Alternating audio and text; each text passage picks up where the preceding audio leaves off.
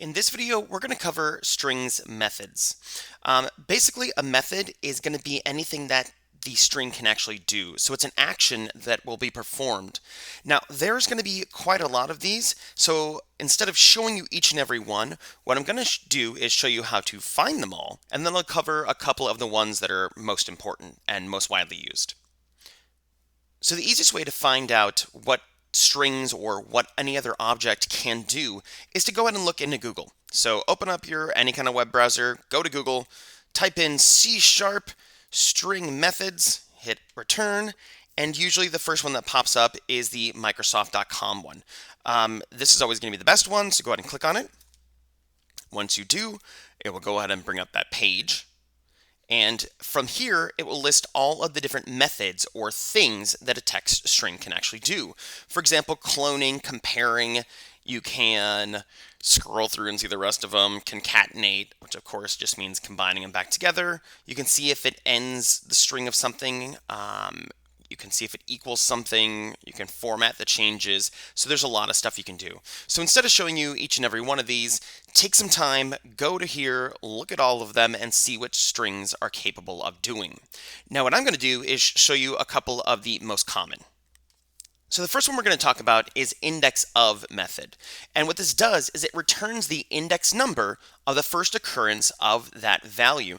And remember from the previous video that we had on string properties, the index number of a text string always starts with 0 and it goes up until 1 less than the actual length of it. Okay. Now, if the index of cannot find the value in the text string, what it does is it returns a -1. Okay, that becomes important as well. And this, if you look right here, you can actually see how it's actually written out. So we can actually store this into returned value. So we have int my return, so that equal to the string dot index of, that's the method call.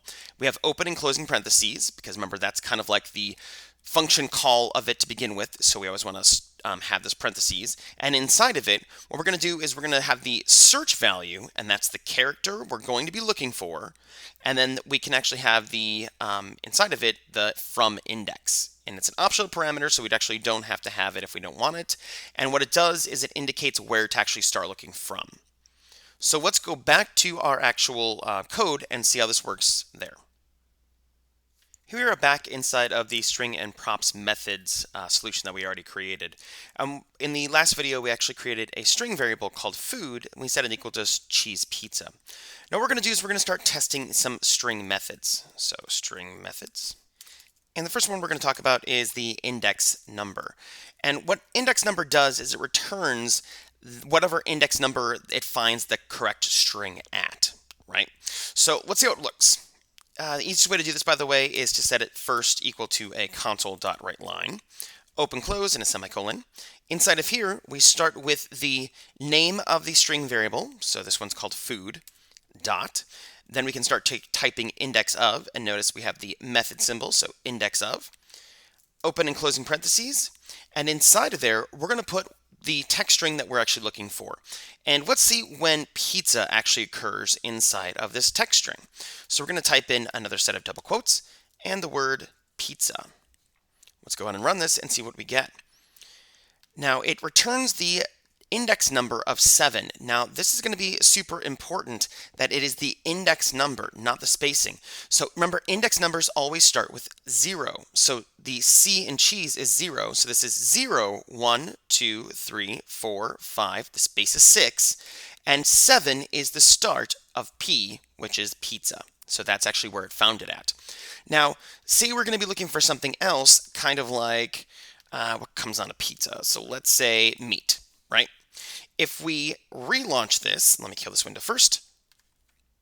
Notice it returns the -1 because meat is not found in the text string of cheese pizza. So if it cannot find that exact text string, then it just returns that -1. That's really good because we can actually validate for that, and we can use that as a conditional so we can actually test upon that as well. We can also do something, and we can actually feed it. I'm going to go ahead and put this back to pizza for a second, and we can give it an optional value of where to start looking at. So we can actually put a comma inside of here and then the starting index number. As long as this is less than the index number of 7, where pizza actually is, so let's say 3, What it does is it skips over the first ones and it starts with an index of 3. So this is 0, 1, 2, and 3. So it starts at the second E and then looks forward from that, and we find pizza is still at 7. However, if we start this at the index number of 8, and index number of 8 would be the I in pizza, notice then it returns that -1 because the full text string of pizza cannot be found from starting at the value of 8, which is I. So it can just find pizza, not pizza. And that's why it returns that -1. The next method we're going to talk about is the last index of, and it is extremely similar to the index of, but instead of finding the very first time that whatever we put into it is found, what it does is it returns the last occurrence of whatever we send it. Remember, whatever we send it is called the parameter. So as you can see on the screen, it's written out extremely the same way, and it has the same exact parameters and the optional parameter of the from index as well. So let's go see how this actually works. Okay, we're going to start where we kind of left off. So we're back in our strings, props, and methods. And inside of here, what we're going to do is we're going to create a new string variable. So let's call it a string. Let's call this one sentence equals, set of double quotes, and then a semicolon back inside of there. What we're going to type is Madam, I'm Adam. All right. So now that we have that, first, let's go ahead and do the index of, and then we're going to try the last index of again. But instead of actually just using a console.writeLine to actually report back out the index of where it is actually found or not found, let's actually save this inside of an integer. So let's create an integer that will catch the return value from it. So let's say first Adam, set that equal to, our sentence dot index of, open, close, and a semicolon.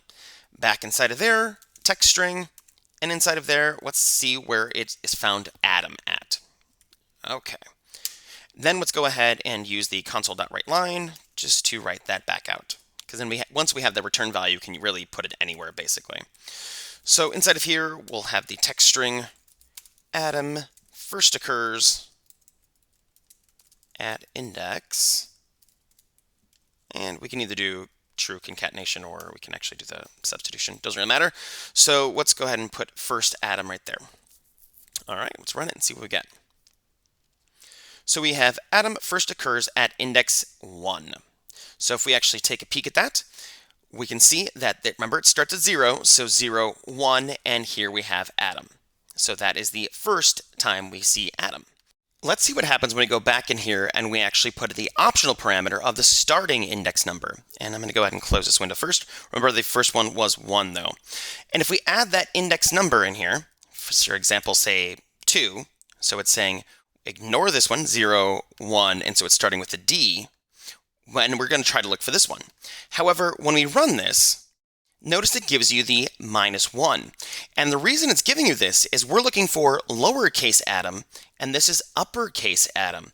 So this means that upper or lowercase actually starts to affect it. So it is case sensitive, so we've got to keep that in mind. All right. Now let's go ahead and take a look at the last index of. And we're going to do the same thing like we did up here and actually capture the return value, and we can actually use that later. So now we have the last index of, open, close. Let's see how this works. Int last. And instead of looking for Adam again, because that is case sensitive, what I'm going to do is I'm going to look for AM or am, because that makes a little bit more sense. So last am. We set that equal to the sentence again, dot, last index of, and open and closing, semicolon. Inside of here, we're going to just put am. After that, we can go ahead and console log that, or console writeLine that out. Closed. Inside of here, let's go ahead and put the last index of am is plus sign, last am. Let's run it, see what we get. So the index of last am is 12. So what it does is it looks inside of our string, and we know the last one is 12. So let's go ahead. 0, 1, 2, 3, 4, 5, 6, 7, 8, 9, 10, 11, 12. And that is the last of the AMs. Now, it is going to be case sensitive as well. So if we wanted to look for capital, maybe AD, then we can actually check that. Let's go ahead and see if that changes it. So if I change the AM to AD, and I might as well change this as well. All right, let's see where that is. So that one is 10. So if we already know that this one is actually going to be, 12, so this makes it 11, this makes it 10. So it found the AD.